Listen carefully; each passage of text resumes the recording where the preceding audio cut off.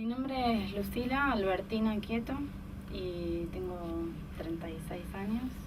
Nací en enero, 16 de enero de 1977. Y bueno, ¿Tus padres? ¿El nombre de tus padres? Mi madre se llama Alicia Piatti y mi papá Carlos Alberto Quieto. ¿Qué podés contar sobre ellos? Bueno, sobre mi madre, ella es psicóloga y es la persona con la que yo viví y me crié todos estos años de vida. Bueno, ¿Qué pasó con tu padre? Mi padre está desaparecido, fue secuestrado en 20 de agosto de 1976. Él era militante de Montoneros y militaba en el barrio de Mataderos, en esa zona. Mucho no sé de su militancia. Lo que sé es que, digamos, fue secuestrado de la casa que era de la organización ahí en Mataderos,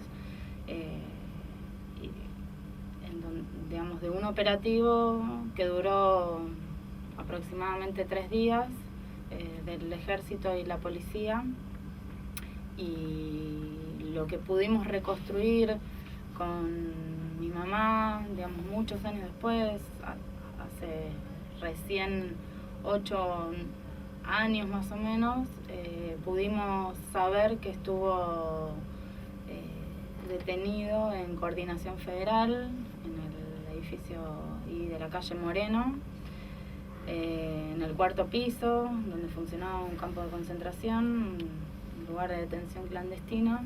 Y bueno, esto lo supimos a partir de algunos sobrevivientes que testimoniaron en el juicio por la masacre de Fátima. Entonces, que justo esos días, digamos, el día que aparecieron los cuerpos de la masacre de Fátima, ese mismo día desapareció mi papá. Entonces, bueno, ahí gente que estaba detenida en ese campo de concentración relató, digamos, quiénes habían sido las personas que habían sido asesinadas, cómo las habían sacado y quiénes habían ingresado después en esos días o con quienes habían compartido celdas o lugar de cautiverio. Y ahí pudimos enterarnos, además gracias al equipo argentino de antropología forense, que mi papá había estado en ese campo. No sabemos la cantidad de tiempo que estuvo, sí sabemos que llegó mal herido. Hay testimonios de algunos sobrevivientes que dicen que primero estuvo en el Hospital Pena porque intentó en el momento del secuestro escaparse y le pegaron un tiro que le rozó la cabeza. Entonces, bueno, primero se supone que pasó por el Hospital Pena y ahí después lo ingresaron a Coordinación Federal, en donde estaba herido y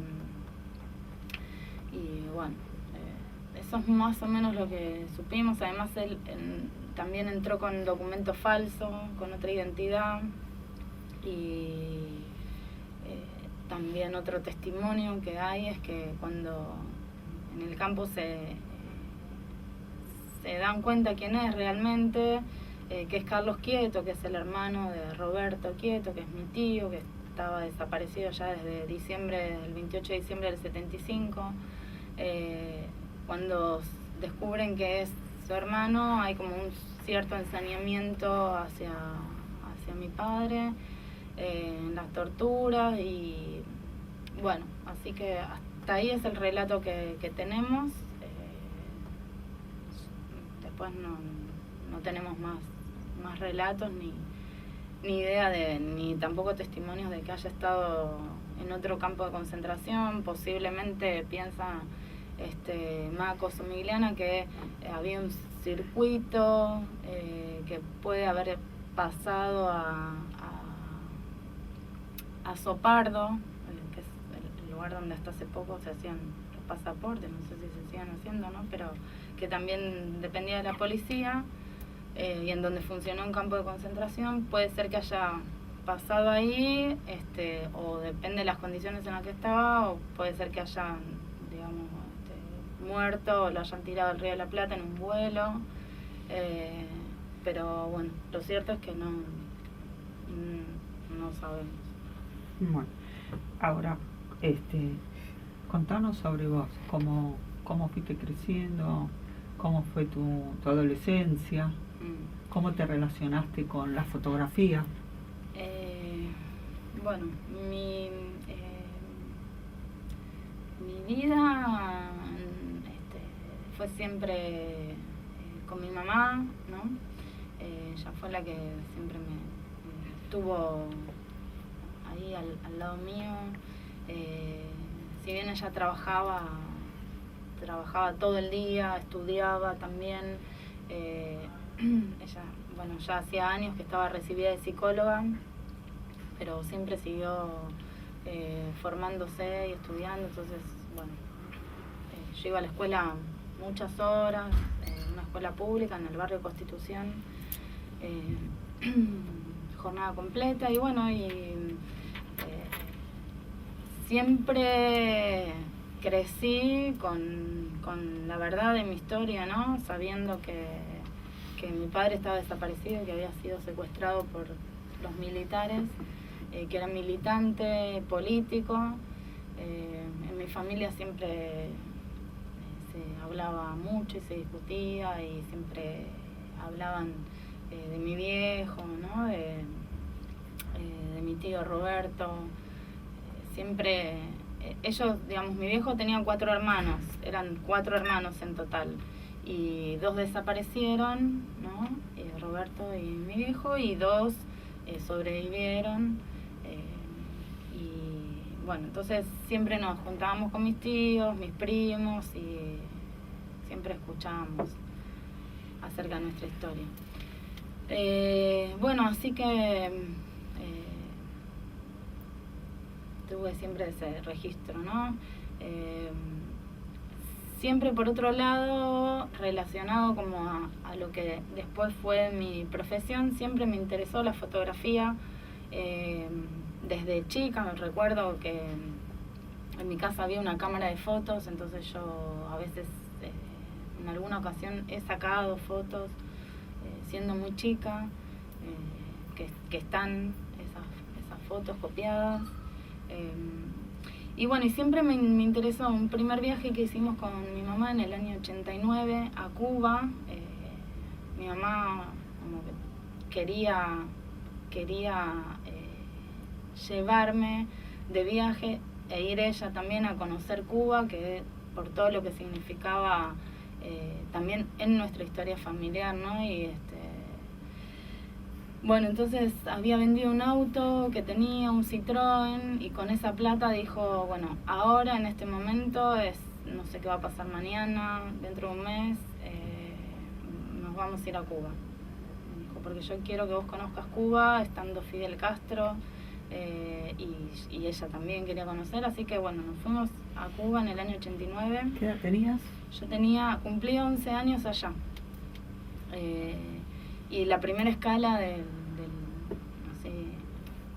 una de las escalas que hizo el avión fue en Panamá, y ni bien bajamos yo vi una cámara y dije, quiero esa cámara. Así que bueno, ahí registramos todo el viaje, y después de vuelta, ¿no? Acá yo tenía esa cámara, y me interesaba sobre todo poder como tener registro de determinados momentos de mi vida, o gente o amigos, mis grupos, ¿no? Siempre lo pensaba como sacar muchas fotos de diferentes momentos para tener un registro, para que mis hijos cuando los tuviera, pudieran conocer mi vida, ¿no? Todo, como un registro, no obsesivo, pero bueno, casi, ¿no? Como pensar en eso, que si a mí me llegaba a pasar algo, mi hijo no iba a poder tener un registro y fotografías acerca de mi vida. ¿Tenés hijos? Tengo un hijo de 9 años, que va a cumplir 9 años ¿Cómo ahora. se llama? Se llama Vicente y bueno, para él era, digamos, y es, ¿no? Porque él mira un montón las fotos y yo le cuento y se mata de risa de mí cuando era chica. Bueno, así que ahí, digamos, con la fotografía siempre hubo también, por un lado, como esta cuestión de tener la intención todo el tiempo de registrar y de que quede un registro de mi vida, ¿no? Y de la gente con la que yo estaba, a partir de que en el álbum de mi casa faltaban fotos siempre de mi padre, ¿no? Eso fue, sí, una obsesión a lo largo de toda mi vida, no tener fotos con mi papá, ¿no? Mi papá fue secuestrado 4 o 5 meses antes de que yo nazca, entonces esa falta de imágenes, digamos, del álbum familiar en donde, ¿no? Uno se busca para verse, ¿no? Siempre con los padres, no estaba. Entonces tampoco tenía fotos de mis padres juntos. Tenía solamente una foto en donde mi mamá estaba embarazada, que yo suponía que se la había sacado mi papá, pero en realidad después de unos años después me dijo, no, esa foto no me la sacó tu papá, me la sacó tu abuelo, porque ella estaba como muy embarazada y mi hijo ya había desaparecido. Así que, y yo le preguntaba a mi mamá, ¿por qué no tengo fotos de ustedes dos juntos? ¿No? Como necesitaba como confirmar en una imagen la existencia de mi viejo, el vínculo, ¿no? La relación, porque por más que digamos me pudieran contar, digamos, una imagen es como muy importante, como un documento, ¿no? Entonces, y mi vieja me decía, no, es que nosotros no nos sacábamos fotos por nuestra militancia, así que bueno, me dio vuelta siempre eso, ¿no? Por la cabeza. Y siempre además era volver a revisar una caja que tenía mi mamá con las fotos y los documentos que habían quedado de mi viejo, entonces siempre yo iba y miraba y buscaba los parecidos, y trataba de encontrar algún gesto nuevo, algo que me dijera, que me pudiera contar algo más acerca de él, ¿no? Bueno, así que eso fue como, digamos, mis antecedentes en la fotografía, ¿no? Como estar o yo tengo ese registro de estar pendiente o que me haya interesado particularmente ese soporte. Y inconscientemente, ¿no? Eso, sí. Contanos lo maravilloso que pudiste reconstruir, sí, desde las fotografías que encontraste. ¿Cómo lo hiciste? Estabas militando en Hijos, ¿no? Claro. Bueno, cuando yo termino la escuela secundaria, ahí justo surge la agrupación Hijos, y ahí yo estaba estudiando ciencias políticas en la UBA, estaba haciendo el curso de ingreso, así que porque necesitaba como también la facultad para mí implicaba como un ámbito de discusión y de militancia, ¿no? Y justo surge, aparece, nos empezamos a juntar los hijos desaparecidos, ¿no? Y bueno, se arma la agrupación, entonces yo ahí me sumo inmediatamente, yo digo, este es el lugar donde yo tengo que estar, y empiezo a militar en Hijos. En ese mismo momento, en el año 95, fines 95, 96, empezamos a armar dentro de Hijos un grupo también como de fotografía. Había algunos que estaban pensando en estudiar en la escuela de Avellaneda, entonces ahí, bueno, empezamos a armar como algo para juntarnos y ver fotos y sacar fotos y empezar a aprender. Y ahí empiezo a hacer un taller en la Escuela de Fotografía de Avellaneda. Después en Hijos conozco una chica que estudiaba en otra escuela que estaba más relacionada con el arte y que tenía eso como otra forma de estudio, que era también algo que a mí me interesaba y que siempre había hecho, que tenía que ver con la pintura, el dibujo, que no era algo tan formal que había hecho, sino más talleres, ¿no? Barriales, pero siempre me había interesado. Entonces empiezo a estudiar en esta escuela de fotografía y ahí en el último año de la carrera había que hacer un trabajo como más personal, ¿no? Yo estaba ya, esto era el año 98 y yo estaba, digamos, seguía militando en Hijos y fue además un momento para mí como muy importante porque fue, digamos, todo el trabajo de los scratches, ¿no? que se generó ahí dentro de la agrupación y con otras agrupaciones culturales, políticas, sociales, ¿no? De distintos barrios. Entonces ahí se empezó a armar como una movida muy interesante que todavía no está tampoco, creo yo, como muy discutida o pensada, ¿no? De lo que significó y lo que fueron esas conjunción de agrupaciones, ¿no? Y lo que fueron los scratches y lo que era el concepto de construir una justicia social, popular. Bueno, entonces era todo ese momento que era muy intenso, de mucho debate, de mucho trabajo ahí en Hijos y siempre había en los scratches, ¿no? Como toda esta parte de registro fotográfico y de intervenciones artísticas, tanto, digamos, de performance, obras de teatro, las señalizaciones por todo el barrio, ¿no? Las pintadas que se hacían previamente. Bueno, y estábamos este grupo de fotografía que seguía ahí trabajando.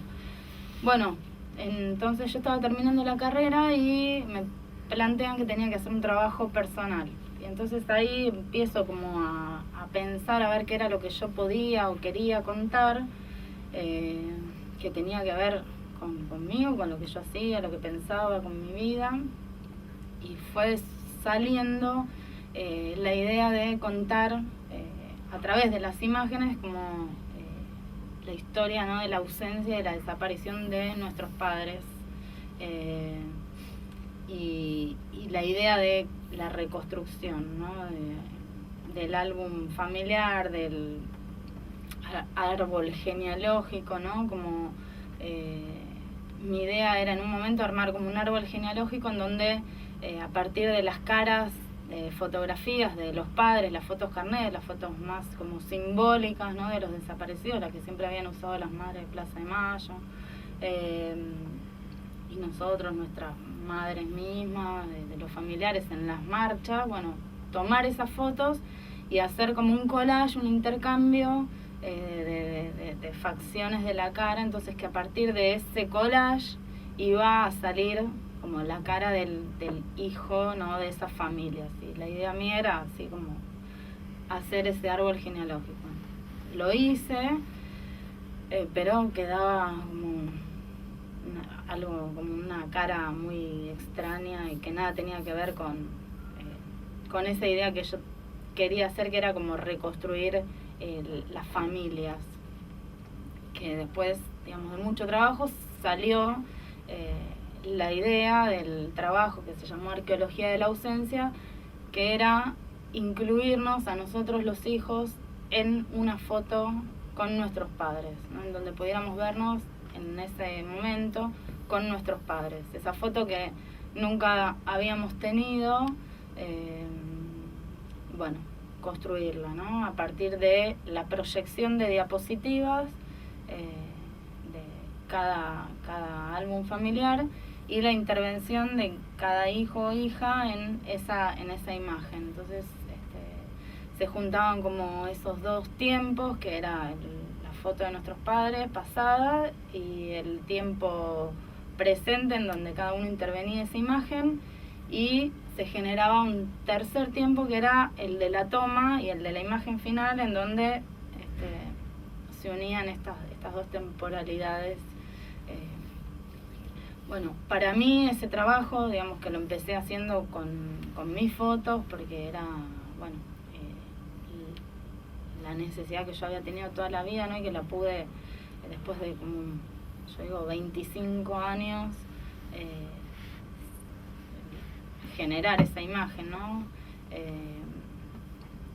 Bueno, cuando sale la primera parte de ese trabajo, que era con mis fotos, yo las empiezo a mostrar a algunos amigos, amigas de hijos, y una viene un día y me dice, che, yo también quiero una foto con mi viejo. Me dice, ¿me haces la foto? Y le digo, sí, obvio, vamos. Y después vino otro, y otros le dije, che, te hago una foto. Puse un cartelito, me acuerdo, así medio en broma, en el local que teníamos en ese momento con hijos, en la calle Venezuela. Puse un cartelito, si querés tener la foto que siempre deseaste y nunca pudiste tener, ahora podés, llamame. Y bueno, fueron 2 años de trabajo con 13 historias diferentes. Y bueno, nada, salió un trabajo súper intenso y a la vez fue muy divertido hacerlo. El momento de las tomas, la pasamos bien, fue todo, ¿no? Porque era el momento en el que cada uno me traía sus imágenes del álbum, yo hacía las reproducciones, las proyectaba por primera vez adelante de cada uno, y era el impacto, ¿no? De ver una proyección de nuestros padres, ¿no? Y intervenirla, entonces, y decir, che, yo me quiero poner acá, quiero salir, que parezca que me está haciendo upa, o que bueno, ¿no? Como toda esa elección de quién entra, qué entra, qué no en la foto, cómo cada uno se pone. Fue muy lindo hacerlo. Y de la calle Venezuela pasaste al mundo con esa exposición. Sí, tuvo... Sí, ¿Por dónde la llevaste? Disparó. Y es que yo creo que ese laburo finalmente eso fue tan como reparador, ¿no? Simbólico y contundente, que también lo que pasó es que mucha otra gente en otros países y con historias similares también, ¿no? De violencia política, de Estado, de guerras, de desapariciones, de muertes, se sintieron también como muy identificados, ¿no? Con ese trabajo. Entonces el trabajo giró por todo el mundo, empezando por Italia, que ahí fue que un tipo que tenía una compañía de teatro italiano y que colaboraba con madres, y en algún momento empezó a colaborar con hijos. Él decidió como llevar la muestra, sacar un libro en Italia. Bueno, después tuvo algo malo, que fue que se apropió de mi trabajo, me lo robó, ¿no? Se quedó con mis negativos y lo comercializó, ¿no? Como estuvo él viviendo de mi trabajo. ¿Crees? Supuestamente él, esa plata que salía de mi trabajo, se la mandaba a hijos para alquilar la casa, pero bueno, tampoco nunca a mí me quedó claro si fue así o no. Pero bueno, no importa, digamos. Después lo recuperé el trabajo. ¿Querés dar su nombre? No tiene sentido, ya todos lo conocen, igual va, o sea, dentro de los... No importa, no, es un ser que... no importa. Por suerte lo recuperé el trabajo después de mucho sufrimiento, porque también fue bastante feo perder ese trabajo, ¿no? O sea, las fotos más que nada para mí era una responsabilidad porque eran las fotos de los padres de mis compañeros, ¿no? Entonces fue muy angustiante, pero bueno, es parte de lo que generó ese trabajo, ¿no? Después estuvo también en Francia, estuvo en Cuba, en Bolivia, no sé, en la Argentina, en muchas provincias, en muchos lugares que yo nunca me hubiera imaginado estar, ¿no? O sea, desde escuelas hasta plazas, hasta centros culturales, hasta museos, bueno, y sigue girando ese trabajo en particular. Después, digamos, a partir de ese trabajo, yo empecé, después de un tiempo que me costó retomar, ¿no? Y poder volver a hablar desde la fotografía acerca de qué, ¿no? Era como que ya sentía que había contado toda mi historia y que había hecho no solamente mi historia, sino esta historia más colectiva, ¿no? Y abarcativa, que era esto de todos, ¿no? Los padres desaparecidos. ¿Cuándo se forma el colectivo de hijos huérfanos? Contanos sobre eso. Sí, bueno, el colectivo de hijos surge, o en realidad ¿cómo es el nombre muchos dejamos de militar en hijos a partir del año 2001, 2002, y ahí empezaron a como surgir otras cuestiones, ¿no? O muchos nos metimos a generar o a militar desde otros espacios, ¿no? Después del 2001, y con toda la movida, ¿no? Que generaron las movilizaciones después del 19 y 20, las asambleas, ¿no? Digamos, lo que sucedía en cada barrio. Bueno, ahí como medio nos dispersamos muchos y no sé, cada uno se fue como a militar en su barrio. También muchos nos fuimos a armar otra historia, a tener hijos, ¿no? A armar una familia, a terminar de asentarnos en alguna casa, en algún lugar, de terminar de estudiar. Así que, bueno, yo particularmente me seguí viendo igual con muchos amigos y compañeros de hijos, nos seguimos viendo a lo largo de toda la vida, de todos estos años después de que dejamos de militar, porque éramos amigos, ¿no? Y bueno, algunos armamos en algún momento una experiencia que fue en una biblioteca popular en IMPA. Después hubo ahí un conflicto, no sé, bueno, nos fuimos de IMPA y nos fuimos a otro lado. Después, bueno, esto se disolvió, pero nos seguimos siempre viendo. Y más o, digamos, a partir del 2000, o sea, cuando se muere Kirchner, ahí sucedió algo que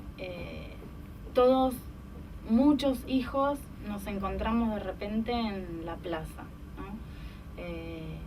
Y fue así como muy conmovedor porque, digamos, si bien muchos habían estado siguiendo militando en hijos, ¿no? Y estaban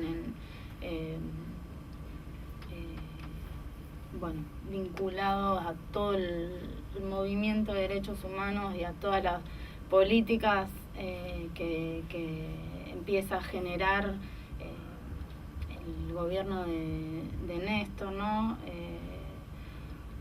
Bueno, tanto el trabajo en los sitios de memoria, la apertura de la ESMA, ¿no? La recuperación de la ESMA. Yo empecé a trabajar en el Archivo Nacional de la Memoria en el año 2008, a principios del 2008, ¿no? Ahí también hubo como un movimiento en el que de alguna manera muchos volvimos a vernos, a vincularnos por cuestiones de trabajo, porque empezamos como a trabajar de alguna manera en algunas áreas dentro del Estado, a partir también creo que de una decisión política, ¿no? Y de una política tendiente a la reparación, creo yo, que tuvo o esbozó Kirchner en algún momento, que dijo que, digamos, que todos los hijos desaparecidos entren a trabajar al Estado. Y eso empezó a suceder, digamos, en algún grupo de hijos, ¿no? En algún grupo de hijos que éramos los que estábamos de alguna manera relacionados con algunos que fueron funcionarios en ese momento o vinculados a los organismos o, digamos, de alguna manera tuvimos acceso a esa política reparatoria, digamos, por decirlo de alguna manera, o tendiente a la reparación, que es la inclusión, ¿no? en lo laboral. De muchos de nosotros que estábamos totalmente, digamos, fuera o sin poder insertarnos laboralmente después de lo que habían sido, ¿no? Todos los 90. Bueno, y algunos, ¿no? Algunos hijos desaparecidos pudimos tener trabajo, entonces ahí empezamos a vernos. Bueno, cuando se muere Néstor nos encontramos en la plaza muchos más, digamos que hacía muchos años que no nos veíamos, y fue como bastante impactante, ¿no? Porque de repente estábamos ahí todos y en una sensación un poco de orfandad nuevamente, y entonces nos empezamos a juntar, a ver de nuevo, y che, hay que hacer algo ahora, y no sé qué, y nos encontramos, digo, ahora nos volvimos a encontrar a partir de esto, ¿no? Y discutamos todo lo que está pasando, y bueno, y ahí de alguna manera empezó como a generarse el colectivo de hijos, que empezamos también como a pensar, digamos, como a partir de ciertas políticas que asume el Estado, ¿no? Que eran reclamos históricos de los organismos, y que empiezan a generarse los juicios, por ejemplo. Bueno, empezamos como a pensar en otras cuestiones, ¿no? En poder, a partir de que había cuestiones que ya el Estado asumía, empezar a pensar y cuestionar desde otro lugar, ¿no? Pero no cuestionar en el sentido de repensar más que nada, ¿no? De pensar y poder decir otras cosas que no están dentro de la agenda, digamos, de lo que es la política de derechos humanos. El nombre completo del colectivo, decina. Es Colectivo de Hijos, y después tenía un subtítulo que es Huérfanos producidos científicamente por el genocidio, ¿no?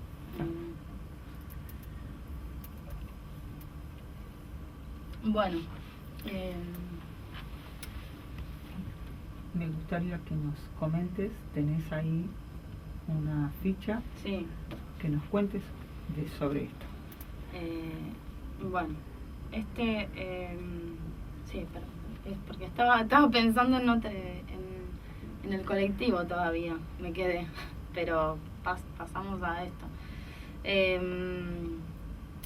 No, porque hay mucho más del colectivo para desarrollar, que quizás queda medio como colgado, pero en realidad, digamos, también empezamos en algún momento como a trabajar pensando en lo que fueron las políticas de reparación, ¿no?, del Estado, que siempre se dimensionaron en dinero, de indemnizaciones.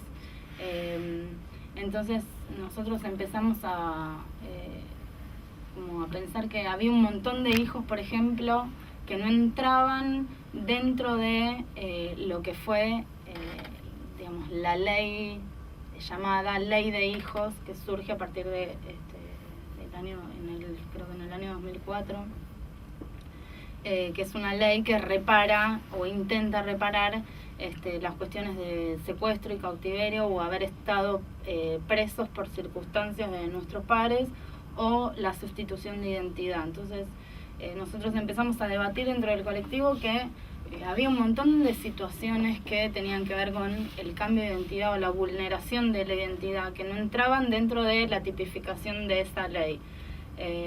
O un montón de situaciones en donde habíamos sido como privados de nuestra libertad, que tampoco entraban dentro de esa ley. Entonces también nos empezamos a presentar como masivamente esa ley para, digamos, como dejar constancia de cada una de las particularidades de cada persona, digamos, y de lo que nosotros habíamos pasado en el momento del secuestro o el asesinato de nuestros padres, o de la desaparición de nuestros padres. Entonces nosotros empezamos como a pensarnos de alguna manera como víctimas directas del accionar del terrorismo de Estado, no como víctimas secundarias, sino a partir de los derechos que habían sido vulnerados en nuestra infancia, ¿no? El hecho de no haber tenido digamos, bueno, una familia, de haber sobrevivido de casualidad en muchos casos, y en otros casos no, de no haber sobrevivido, de las consecuencias que, digamos, la falta de educación quizás, o de salud, o de vivienda, generó en el desarrollo, ¿no?, de nuestra vida, y lo que hoy somos, ¿no?, que ya somos personas adultas, de las cuales muchas, digamos, pudimos tener, de parte de nuestra familia, al cuidado de quien hayamos quedado, herramientas que nos permitieron sí poder tener un ámbito, ¿no?, de educación, de salud, y poder insertarnos laboralmente. Pero pensamos que hay un montón de situaciones que ni una ley contempla, ni siquiera el Estado contempla, un montón de casos de hijos, ¿no?, de desaparecidos que no tienen acceso a nada, ¿no? O sea, ni a las leyes reparatorias, ni a la Secretaría de Derechos Humanos, ni a los juicios, ni al trabajo, ni a la salud, digamos. Bueno, entonces desde el colectivo empezamos a pensar de qué manera eso se podía empezar a discutir con el Estado, con los organismos de derechos humanos, cosa que nos resultó muy compleja, ¿no? Muy complicada porque, bueno, hay como cuestiones que ya están cerradas y saldadas y encaminadas, que están muy bien, y hay otras que son muy difíciles de repensar, ¿no? Entonces, bueno, un poco esa era la idea del colectivo, empezar a discutir y a pensar también, y a trabajar en función de poder pensar en políticas públicas tendientes a la reparación para, en este caso, digamos, la población de hijos desaparecidos y asesinados, ¿no? Bueno, ese es por un lado el trabajo del colectivo, y que además, digamos, mucho del trabajo que se hace y que es más grande, ¿no?, y que va creciendo, y la discusión y todo, la investigación. Trabajamos mucho en algún momento digamos, sobre el discurso visual. Entonces, bueno, empezamos a trabajar en pintadas en la calle, en intervenciones, en murales, ahí, ¿no?, con estas cuestiones que nos interesaban hablar, que era el tema de, por ejemplo, de la igualdad, o en algún momento trabajamos sobre la génesis del genocidio, ¿no? Entonces hicimos un mural sobre el bombardeo a la Plaza de Mayo, quiénes eran los que habían estado implicados en el bombardeo, ¿no?, y qué relación y qué continuidad habían tenido con la dictadura del 76. Bueno, sobre esos ejes se trabaja. Y después, por otro lado, tenemos una página web que se llama Proyecto Tesoros, que trabajamos a partir de los objetos que cada uno de nosotros tiene de sus padres, y que cuál es la historia de ese objeto, o prenda de vestir, o discos, ¿no? Entonces es como un archivo en la web de como medio arqueológico, ¿no? De esos objetos que pudimos rescatar, encontrar, o que siempre estuvieron ahí en nuestras casas en un uso cotidiano. Entonces, bueno, está eso en el proyecto Tesoros, que la idea es que vaya avanzando poco a poco. Y después, por otro lado, bueno, yo trabajo en el Archivo Nacional de la Memoria, ¿no? En el área audiovisual, la parte de fotografía, y empezamos a armar, en realidad, desde ahí, con otras áreas que trabajan dentro del predio de la ESMA, de lo que fue la ESMA, empezamos a trabajar en un proyecto que se llama Memorias de Vida y Militancia, que es un proyecto en realidad que existe en todos los lugares que fueron campos de concentración y que hoy son sitios de memoria o archivos, ¿no? Es un proyecto de reconstrucción de la vida y de la militancia de las personas. Entonces, tratar de trabajar con entrevistas con las familias, que son los que nos dan además, no sé, las fotos. Acá traje una de las postales, que es de Jorge Simón Adgiman y María Estela Gache.